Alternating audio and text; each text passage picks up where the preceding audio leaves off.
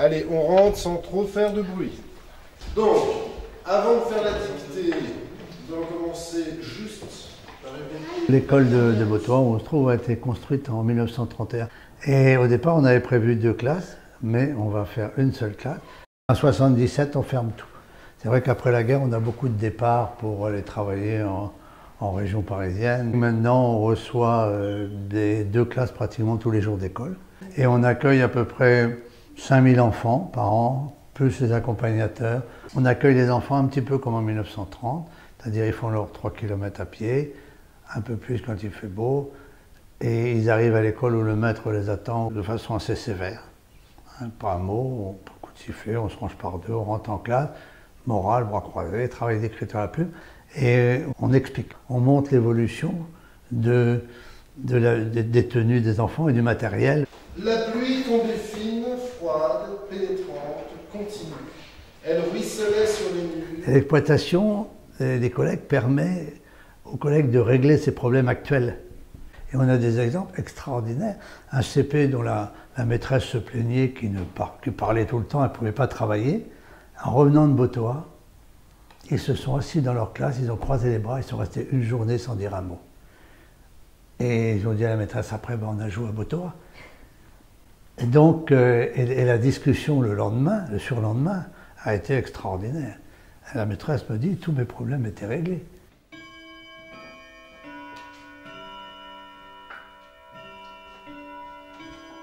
Notre date de référence, c'est les années 30. Nous, ce qu'on essaie de montrer aux enfants, c'est que déjà, ce sont des enseignants qui vivent dans l'école. Dans les écoles rurales, c'est souvent un couple d'enseignants qui vit ensemble. C'est des gens qui sont très attachés à l'école au niveau du temps, on va dire. Le fait de vivre dans l'école va amener justement une présence constante des enseignants qui sont eux aussi, qui du coup deviennent investis dans la commune, parce qu'ils font partie en fait un peu des, entre guillemets, notables de la commune.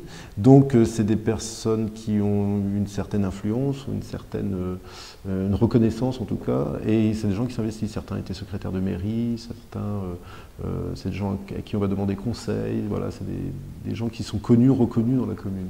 Allez, après dictée, vous passez une ligne. Si vous n'avez pas fini de copier la morale, vous laissez de la place, vous finissez tout à l'heure.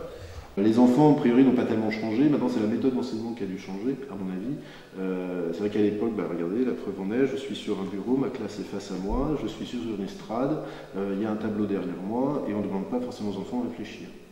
L'enseignant donne un savoir que lui a, et il est là pour transmettre un savoir. Il transmet le savoir. Les enseignants aujourd'hui, à mon avis, je ne sais pas, c'est un peu comme ça que je vois plus les choses, on va demander plus à l'enfant d'être acteur de son savoir, c'est-à-dire que de son apprentissage en tout cas, c'est-à-dire que les enfants amènent un peu ce qu'ils savent déjà, ils amènent des choses, on discute beaucoup dans les classes, enfin, il me semble,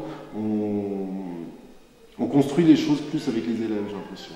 Il y a plus les enfants parlent plus, on les encourage à parler, on les amène, on fait des exposés, quand on fait l'expérience, c'est pas juste moi je fais l'expérience, vous dessinez sur votre cahier le dessin d'expérience, vous apprenez la trace écrite par cœur, c'est les enfants par petits groupes où on fait chercher, vont tâtonner ensemble, on va discuter ensemble de tout ce qu'on a trouvé, ensuite à partir de là, on va créer des informations et on va créer une trace écrite qui sera apprise par les enfants. Vous voyez, la démarche est complètement différente. Effectivement, on ne peut pas enseigner à 73 élèves de cette méthode-là. Chose qui pouvait se faire à l'époque, on pouvait enseigner à 73 élèves dans une classe à l'époque. Mais aujourd'hui, c'est difficile vu les méthodes qu'on utilise. C'est pas compatible, il me semble. Les hautes maisons de granit, point virgule. Les hautes maisons. La pluie tombait fine, virgule.